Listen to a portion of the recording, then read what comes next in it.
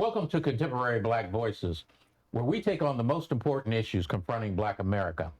Our panelists today are the lovely Sharon Michael Chadwell, New York Times bestselling author Caleb Alexander, and the writer Frederick Williams. I'm Chris Dawkins, and I'll be your host. Our subject today is gun violence in America, an epidemic. Our topic discusses and debates the validity of the right to bear arms. Is America too ill-rationed to understand that the Second Amendment is literally killing us? No other country on earth has a gun problem except America. Everything must change, including the U.S. Constitution. It's up to the citizens of the United States to decide if we're going to be a civilized country or will we fall because of our inability to change and be rational. We will also look at gun violence from a Black perspective. There are many questions up for debate today. We'd love to hear your comments. Go to YouTube, Black Video News. Please hit the like button and the bell. Today, we introduce a new topic, which we call mailbag, right before our hot topic. I now would like to open up the debate with some statistics. Please help me to welcome our panelists and Dr. Sharon Michael Chadwell. So before I put up this, have this statistics put up, I want to talk about the causes of death that's caused by firearm mortality. First of all, the accidental discharge of firearms, intentional self-harm by firearms, assault by firearm discharge, unintentional intent, and legal intervention involving firearm discharge. Now, the stats in this information that I pulled came from the Center of Disease Control.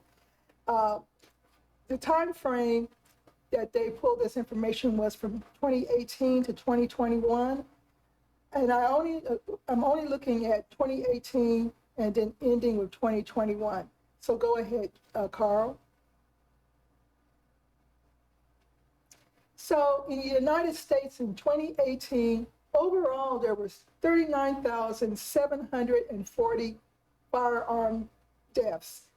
But if you break it down by ethnicity, I'm looking at the three major groups, white, Black, and Hispanic. Under white, 24,643 deaths were involved. Then if you go look at Black, Carl, no, they have to go back to the spreadsheet.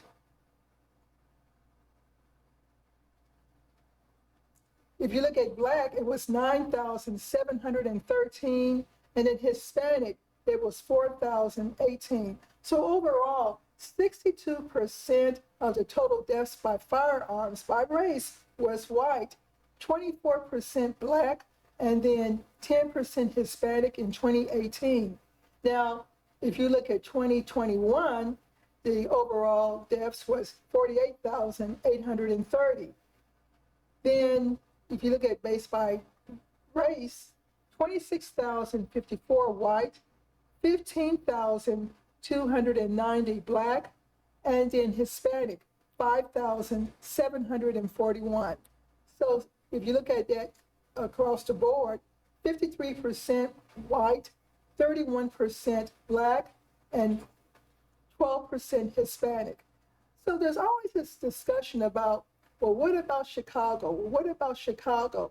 So I did isolate some states, California, Colorado, Florida, Georgia, Illinois, Missouri, New York, and I'm going to go ahead and say Texas as well. Well, if you just look at just the deaths among whites out of those states involved, we have white in California, we have white in Colorado, we have white in Florida, we have white in Georgia, we have Black in Illinois, that's where your Chicago is, we have white in Missouri, we have white in New York, and we have white in Texas, and that's in 2018. But if you drop down to 2021, let's look at it again. we have white in California, white in Colorado, white in Florida, black in Georgia, black in Illinois. Then we go back to white in Missouri, black in New York, and then white in Texas.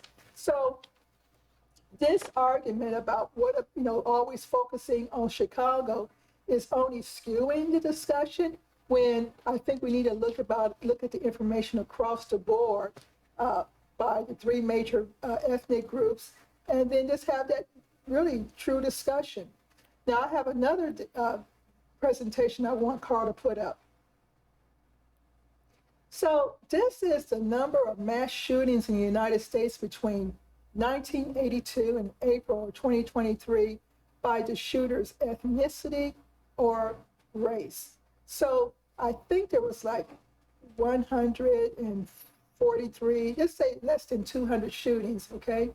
But of the shooters, 74% of them were white. Black dropped down to 25, 11 Latino, Asians 10, and then 5 for other, 3 for Native American, and then 4 unknown, unclear. So we've been having a slanted discussion about gun violence in America, who is contributing, and always focusing only on one particular group, Black folks, and always focusing on Chicago, when the stats are telling an entirely different story. And this information has been pulled from the Center of Disease Control. Thank you very much. Let us turn now to the writer, Fred, and ask him. This always comes up as far as a subject when we talk about guns and America's love affair with the Second Amendment. Can you address that? Yeah, I've been saying for years that we need to do away with the Second Amendment. I mean, the Second Amendment is an enabler to all these people. I have a right to this gun. And I think the country was Serbia. One of the countries, they just had one shooting, and they made guns illegal. You can't own them.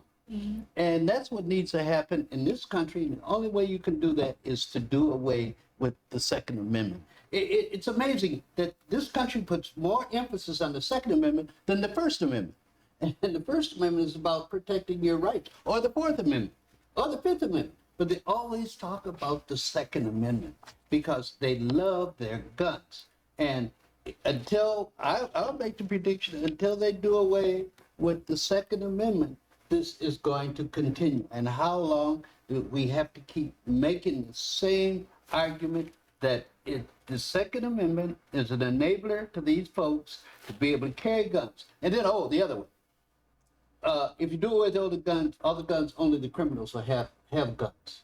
Mm-hmm. Well, okay, let's say there's this innocent guy over here. He's not a criminal. But then he loses it, goes out and kills 20 people. Now all of a sudden he becomes a criminal. You got 20 dead people. So that argument is bogus. And the last thing I want to say is, it was part of my presentation, but when I saw those statistics that Sharon put up, why do they always talk about black on black crime? Man, there's a bigger problem, white on white crime. And look at how the statistics are skewed on the mass killings. It was way more whites doing these killings than blacks. And I think when you talk about black on black killings, there is no such thing, or the media has never talked about white on white killings or Hispanic on Hispanic, Latino on Latino. They've never talked about anything like that. So let us now turn to Caleb and ask him how he would respond to this. So I guess two things. One, when you look at the information that Dr. Sharon shared, again, it goes back to a media narrative in this country about black folks. And so you really have to ask your question, why is the media spreading this narrative or continue with this narrative? And there's been several harmful narratives. And so again, you just have to ask yourself why and what purpose that those narratives serve to all the effort that they put into to denigrate black people or to make black people something that is outside of the norms of this country, something that continues to perpetuate the stereotype of black people being hyper violent. Even when you look at some of the terminology from the 90s, where black people were perpetrated as hyper predators, and so you have to ask yourself and wonder why the continuation of this narrative. And so just to speak a little bit about what Professor Williams shared with us, you also have to question the Second Amendment, which at the time, depending on which interpretation, it was said to it was instituted to keep the government in check, right? To keep as a check against government overreach and government authority. And so, how relevant is that in today's day and age when the government has cruise missiles, the government has nuclear weapons, the government has stealth fighters, and so how is your pea shooter going to keep a government, that kind of government in check? And so it is an anachronism, and so it definitely does need to be revisited. Okay, I want to touch on something. Sure. This idea of your freedom, your freedom to own a gun. But I want to read from a British philosopher, John Stuart Mill, when he wrote, "The only freedom which deserves the name is that of pursuing our own good in our own way, so long as we do not attempt to deprive others of theirs or impede their efforts to obtain it." Now, think about that. You go out and shoot someone, what have you done? You've impeded their rights to freedom. So you talk about freedom under the Second Amendment. Here is what he's saying is why there's a good reason to think about doing away with that Second Amendment. And that goes, and I read this, now I was going to read it when we get into the discussion. Supreme Court, because that, what he said applies there. This is the difference between civil liberties, what you're talking about, Caleb, civil liberties, and civil rights. This comes about 1856 to 1860. So he's making an argument against there is a limit to your civil liberties if you're impeding the rights of other people. And at that time, especially us. But you can apply it to this, I think, so also. I agree. Very good comments. One of the things that, and we'll get into this in our second segment as well, but I'm wondering how much this gun situation is tied to the race issue that America has. How much of it is tied to that? And I'll open that up to anyone who might want to answer that. We have this debate on this show. We've had it several times because of the regularity of violence, the regularity of mass shootings. So we've had this, and each time I've made the same point that this country, it's in love with guns, it's in love with violence, and I think that America will not abandon its guns. And again, the reason I give for that is because you have a country that was founded on violence. It was founded on revolution. It's based on the oppression of other folks. It's based on the subjugation of black folks. It's based on the subjugation of Native Americans. It's based on the subjugation and the conquering of the land. And so this kind of violence is just it's in Americans DNA. And it's as American as apple pie and hot dogs. I know you got a comment. Right quick, and I'll end it. You said they're in love with their guns, they're in love with violence. I'd add one other thing. They're in love with guns, they're in love with violence, they're in love with hating us. We're going to stick a pin in it right there and take a little break, and we'll be right back, and we'll discuss this a little bit further.